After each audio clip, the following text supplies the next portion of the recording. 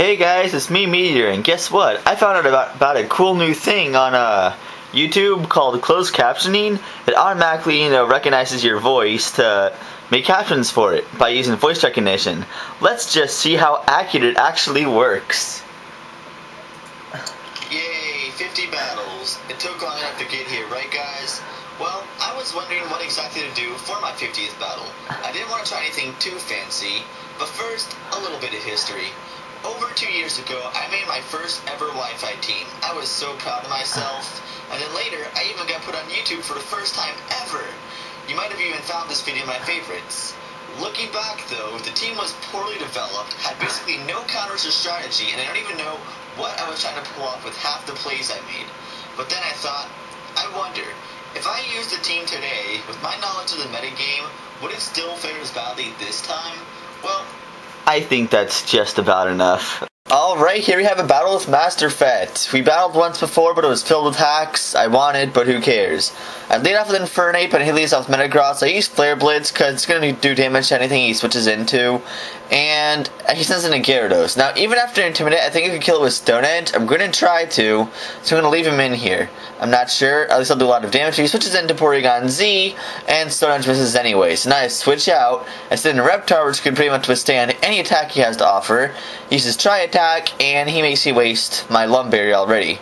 Man, I was hoping I could, stall it out for a while. Oh, well, I'll still use Dragon Dance. I mean, it's Scarfed. What is it going to do, really, to me? So I Dragon Dance, and Bullet Punch isn't going to kill my Reptar, so I'm going to go ahead and go for an Earthquake in case he does use Bullet Punch. But he uses Meteor Mash, and I'll take it down to red, so I'm happy. No regrets. That's definitely going to be able to take out Reptar, because Meteor Mash from Meteorz is absolute beast. I'm sure it's banded, too, so I know it's leftovers. Duh, that's right. So then I sent in Jiggles here to scare him off and set up Stealth Rock in the process, so that's good. I don't care if his Gyarados intimidates me. I'm a special attacker anyway, so hey, whatever works. So I'm going to go ahead and switch it out now and send in Unagi to intimidate him. So if he uses Stone Edge, it's not going to do too much to me. He uses Waterfall, which definitely won't do too much to me.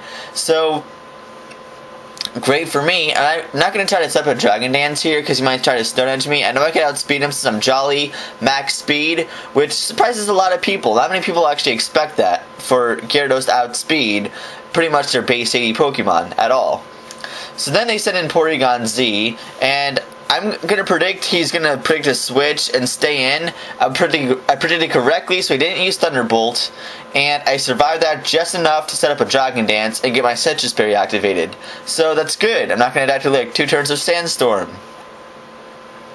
So I'll take it out with a Waterfall. So I feel really bad taking out Porygon Z because it's so cute and awesome, but there's no choice in Love and War or Pokemon battles.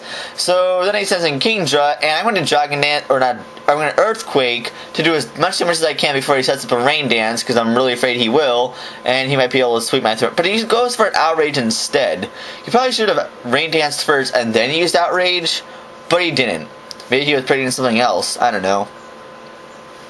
So then I go for the guaranteed kill with my Scarfed Kamikaze here, who just overkills it with a Tri-Attack, because Kamikaze's freaking beast. So then he sends in T-Tar, and yeah, withdraw, retreat. I'm going to go ahead and send in my Jiggles here now. I was hoping to go into the red, but I was just barely got away from being in the red, so I can't activate my Custap. So now he's going to Earthquake me and kill me, so oh well, no big deal. At least you set up Stealth Rock. You served some purpose in this match. And it helps a lot too, so, because it's not completely useless. So then I send in Incinerate here, try to go for a Mach Punch. He predicts that and sends in his Gengar.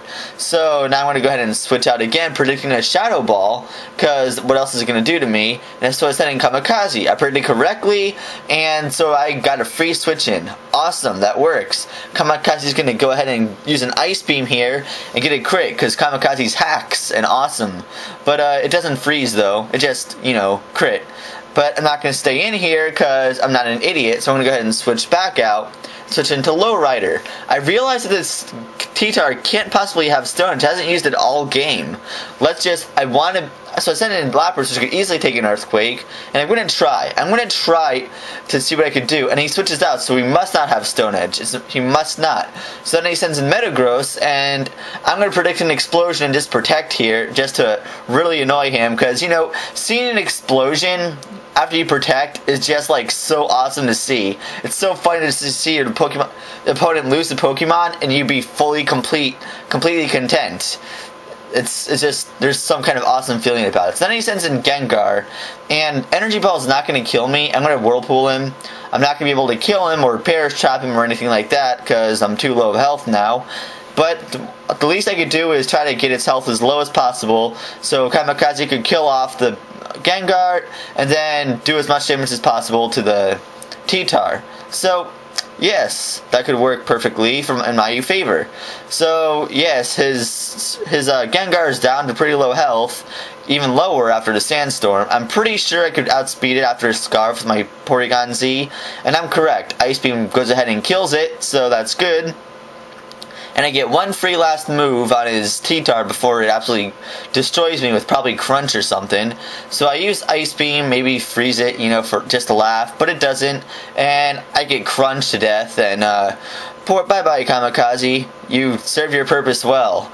And then he goes ahead, I go ahead and send an Incinerate, go for the Mach Punch for the win. Good game.